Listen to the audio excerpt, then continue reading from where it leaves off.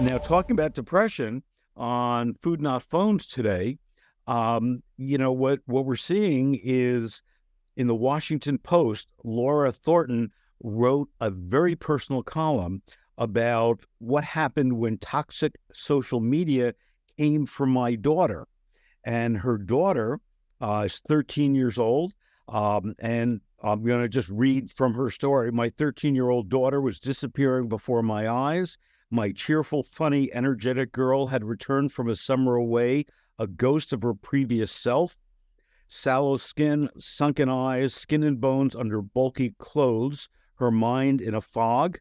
And basically, because of social media, there's been an explosion of girls and boys starving themselves and making spaces precious because the extreme diet culture fueled by social media is the enemy here. What do you think?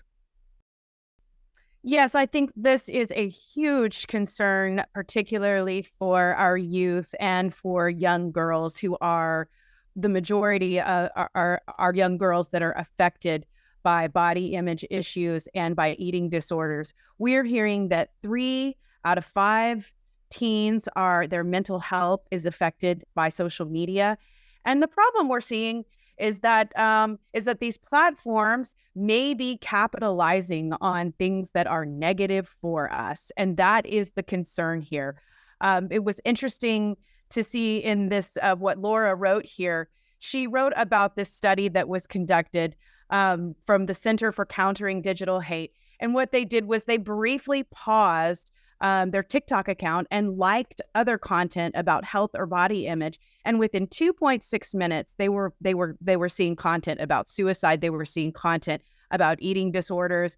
And so these algorithms are what we have to think about. And we have to think about what these young girls are being exposed to, where we've got viral videos about what I eat in a day, viral videos about measuring the width of your thighs and your waist and showing your rib cages out. We've got clothing brands that are catering now to only extra small women, and this is an incredibly negative force in healthy eating and healthy body image for young women, and it is also deadly. It is the second most deadly mental illness, second to opioid addiction in the country.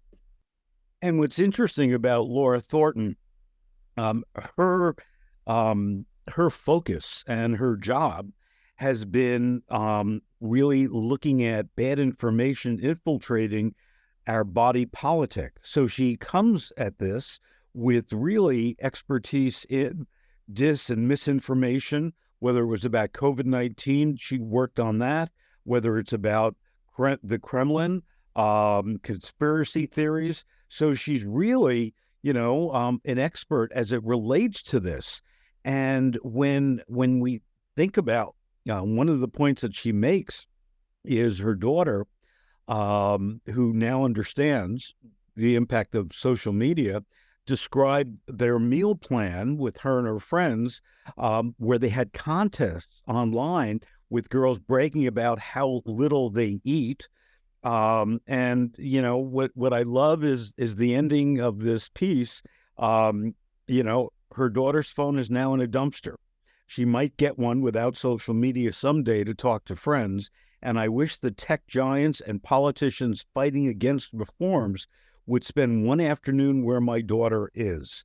So, to your point, we've got a very serious problem here. And I applaud the Washington Post and Laura for putting this out there, making people aware of it.